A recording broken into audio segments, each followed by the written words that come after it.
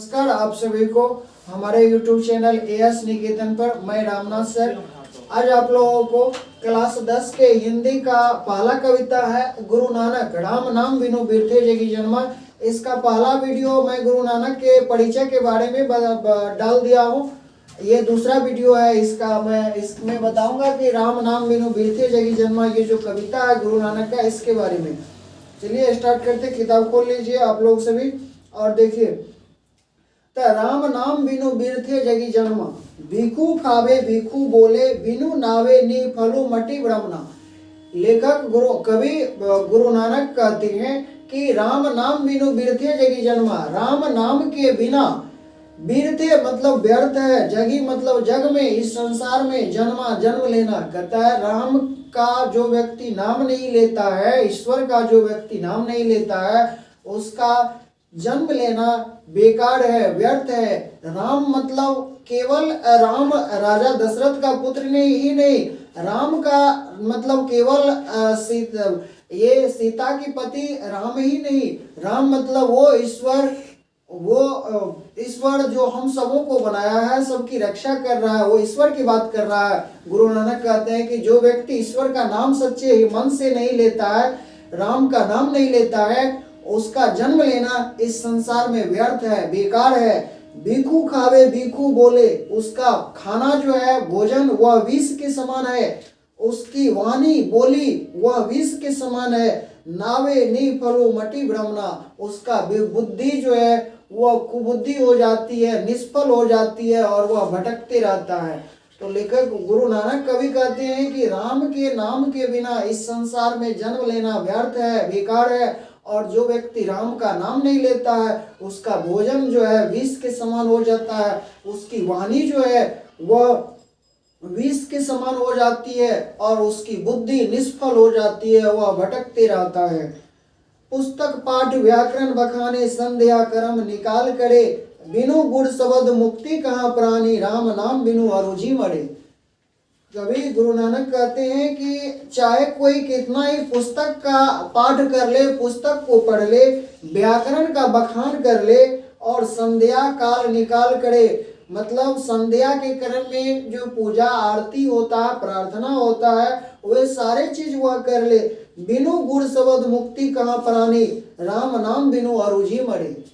गुरु नानक कहते हैं बिना गुरु शब्द के, गुरु के शब्द के, गुरु के उपदेश के मुक्ति नहीं मिलने वाले हैं। हे प्राणी, तुझे बिना गुरु के शब्द के मुक्ति नहीं मिलने वाले, बिना ईश्वर का मुक्ति नहीं मिलने वाले हैं। राम नाम बिनु अरुझि मरे, अरुझि मरे मतलब उलझ करके मर जाएगा। कहता है प्राणी, बिना गुरु के शब्द के तुम्हें मुक्ति नहीं मिलेगा और राम के नाम के बिना इस मोह रूपी माया रूपी संसार में तुम उलझ करके मर जाओगे, तुम्हें मुक्ति मिलने वाला नहीं है। चाहे तुम कितना ही पुस्तक पाठ को कर लो, व्याकरण का बखान कर लो और संध्या के समय में जो प्रार्थना पूजा होता है वो सारे चीज कर लो, लेकिन जब तक गुरु के शब्द नहीं मिलेगा, गुरु का उपदेश नहीं मिलेगा, तब तक तुम इस माया रूपी संसार में उलझ करके मर जाएगा, मुक्ति नहीं मिलेगा। दंड कमंडल सीखा सुध धोती, तीरथ गवनु अति भ्रमनु करे, राम नाम बिनु शांति न आवे, जपे हरि हरि, जपी हरि हरि नाम सुपारी पड़े। कवि गुरु नानक कहते हैं कि दंड कमंडल सीखा सुध धोती, चाहे दंड मतलब डंडा, जो साधु लोग सब जो धारण करते हैं, कमंडल को धारण करते हैं, लेते हैं हाथ में, जो डंडा को लेते हैं हाथ में लाठी, और सीखा का अर्थ होता है चोटी, जो चोटी बढ़ा लेते हैं साधु लोग।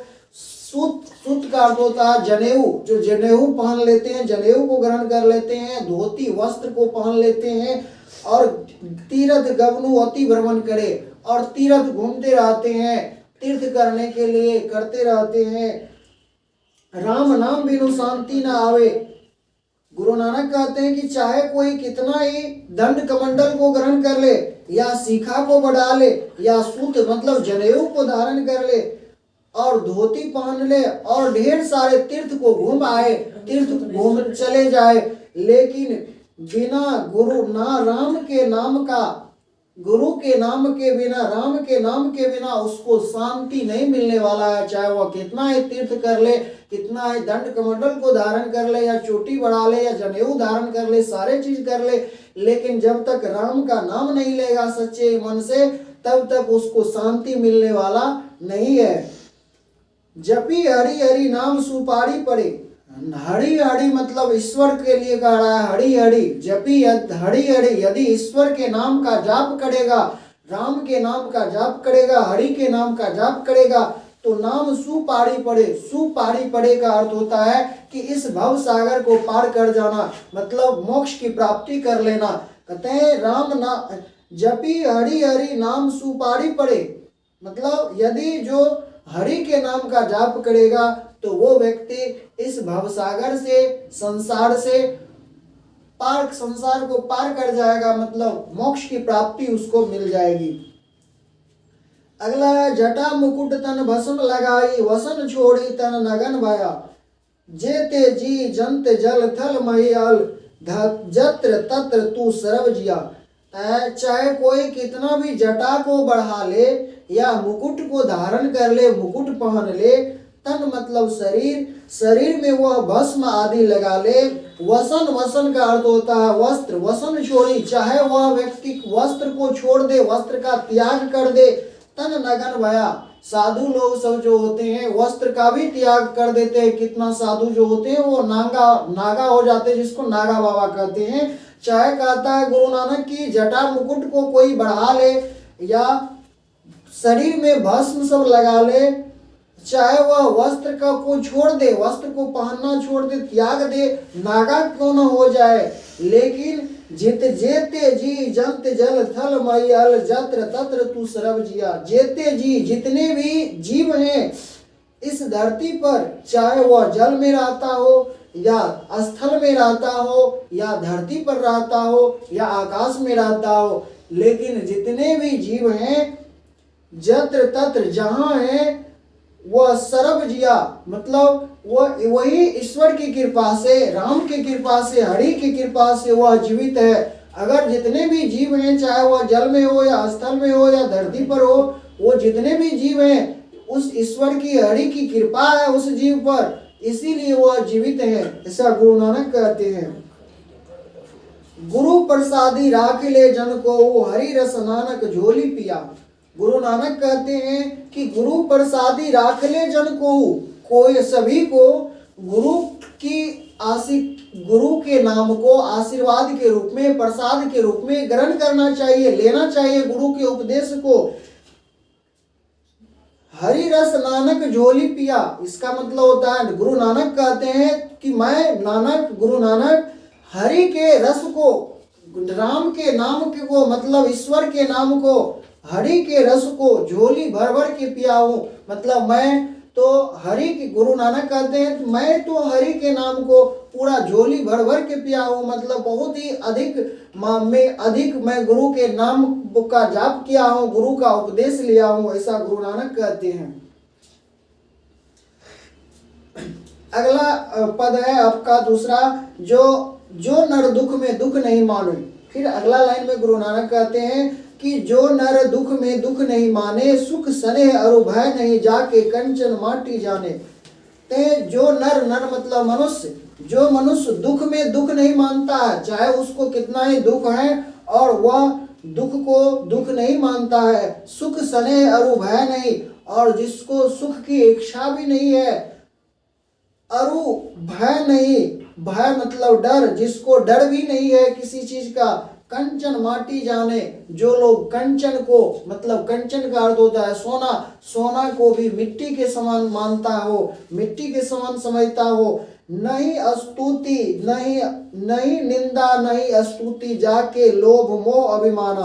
न तो नहीं निंदा मतलब किसी की बुराई करना, और स्तुति मतलब किसी की प्रार्थना करना, बड़ाई करना, उसकी भी विशेषता को बताना, अच्छाई को बताना।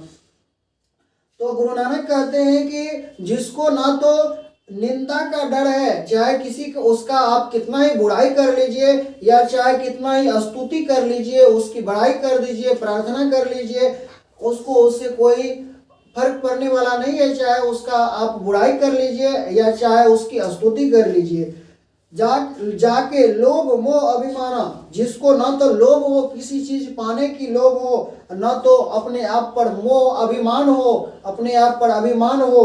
हरस शोक ते रहे नियारो, ना तो खुश, हरस का अर्थ होता है खुशी, ना तो खुशी हो किसी चीज का, ना तो किसी चीज का जिसको शोक हो, शोक मतलब चिंता हो।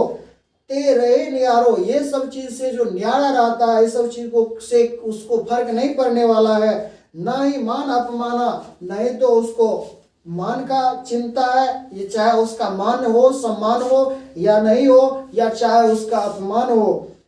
आशा मनसा सकल त्यागे, त्यागी के जगते रहे निराशा, जो अपने मन में मन के आशा को, मनसा को, आशा मतलब होता है किसी चीज से पाने की, कुछ पाने की आशा रखता है मन में, आशा लगा के नहीं कहता मैं आशा लगा करके बैठा हूं कि आपसे ये चीज मिले। तो जो ये इस तरह का आशा अपने मन में पाल करके नहीं रखता है, ये सब त्याग देता है, वह संसार से, जो इस संसार से न्यारा रहता है कि इस संसार में कुछ नहीं है, किसी से कुछ पाने का, ना कुछ खोने का, ना तो दुख, ना चिंता, ना लोभ, ना मोह, ना अभिमान, ये सब चीज जो सबसे न्यारा रहता है, इस सब चीज से काम क्रोध जेहि पर से नहीं, ते ही घट ब्रह्म निवासा।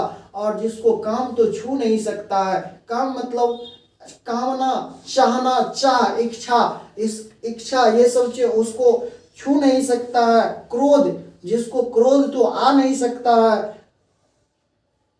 जे ही पड़ से नहीं, ते ही घट ब्रह्म निवासा, घट मतलब होता है शरीर, उसी के शरीर में ब्रह्म का निवास होता है, ईश्वर का निवास होता है।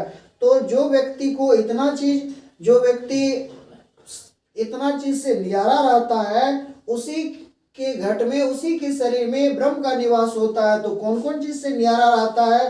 तो जो नर दुख में दुख नहीं माने, जो पुरुष, जो वे मनुष्य को दुख कितना ही है, वह दुख को दुख नहीं मानता है, और न तो सुख की इच्छा रखता है, सुख सने और न भय नहीं, और भय जिसको डर नहीं रहता है। जाके कंचन माटी जाने, जो सोना को भी मिट्टी के समान समझता है, सोना है तो है, अगर मेरा नहीं है तो नहीं है, दूसरे का है तो वो है, मिट्टी के समान है मेरे लिए, सोना क्या होगा, जो ऐसा मानते हैं। नहीं निंदा नहीं स्तुति, न तो उसको आप किस निंदा कर दीजिए, मतलब बुराई कर लीजिए उसका, या उसका स्तुति कर लीजिए, उससे उसको कोई फर्क पड़ने वाला नहीं है।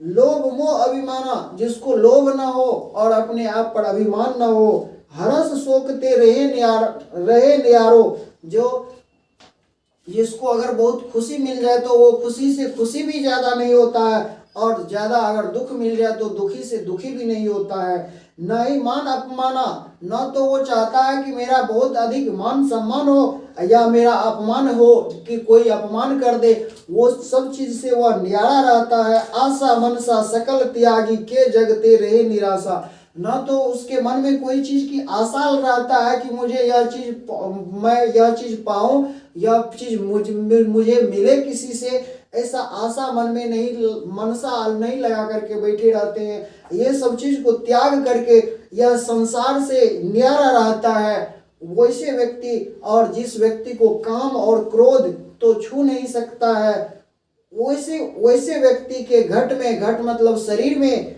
ब्रह्म का निवास होता है, ईश्वर का निवास होता है।